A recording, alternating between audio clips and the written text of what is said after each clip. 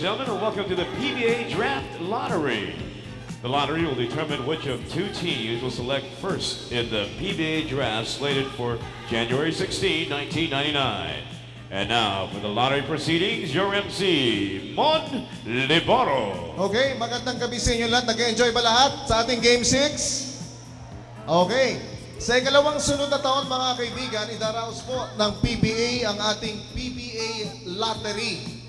Okay, at sa kahit na anong klaseng lottery, buenas ang nananalo sa lottery. Pagkat dito po sa PBA Lottery, malalaman ang koponan na makakakuha po ng pribilyehong makakuha ng first pick sa ating pong 1999 Rookie Draft na gaganapin naman po sa Enero ay ika-16 ng Enero. Okay, so makikita niyo po sa aking harapan, may 3 pong envelopes dito. Dalawang, ano ba tawag dito?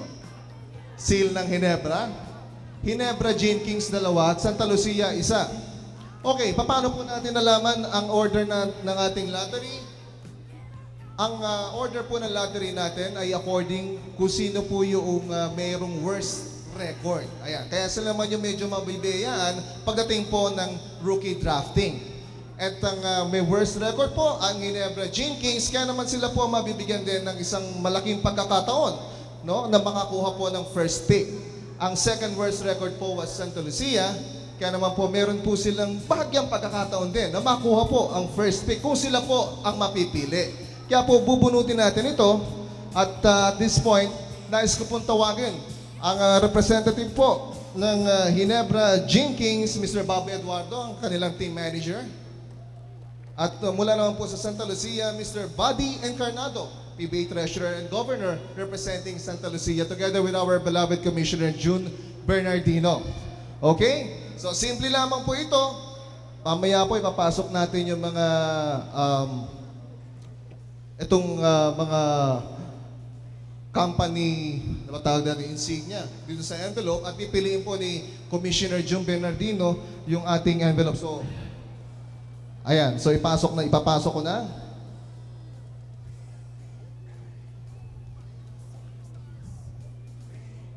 Tutulungan na ako ni Commissioner. Again, mga kaibigan, the Gin Kings actually have 2 chances. Okay? Mas malaki yung pagkakataon ng Gin Kings dito na makuha sila, na makuha yung first pick natin sa ating rookie draft compared dun sa isang pagkakataon dito ng Santa Lucia. Okay? Okay, tatalikod muna itong sila Commissioner June Bernardino, si Mr. Bobby Eduardo, Mr. Buddy Encarnado. Again, 3 envelopes to mga kaibigan, mapalasahin ko. 2 dito, nasa Ginebra, 1 sa Santa Lucia. Nakikita niyo ba dito? Doon kayong marap. Ayan. Okay, teka muna ha.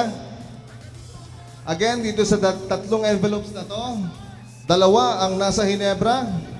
Pag mapili yan sa Ginebra, they get first pick sa rookie draft natin next year. Pag mapili naman ang maswerte, ang swerte ng Santa Lucia, they get first pick. Okay?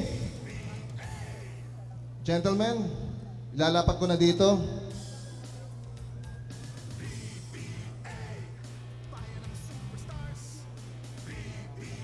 Okay. Commissioner, Mr. Eduardo, Mr. Encarnado, ayun na po. So, si Commissioner June Bernardino po ang pipili ng envelope at bubuksan natin yan. Pare-pareho yan. Okay. So, ito na.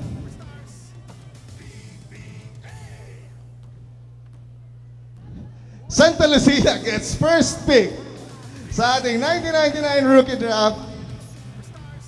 Okay. Thank you, Mr. Encarnado. Thank you, Mr. Eduardo. Pinalad po ang Santa Lucia na makuha ang first pick po sa ating 1999 rookie draft. Thank you, Commissioner Bernardino. Yun lamang mga kaibigan, sa abangan nyo ang ating rookie draft. Diyan po, gaganapin January sa susunod na taon. Salamat po.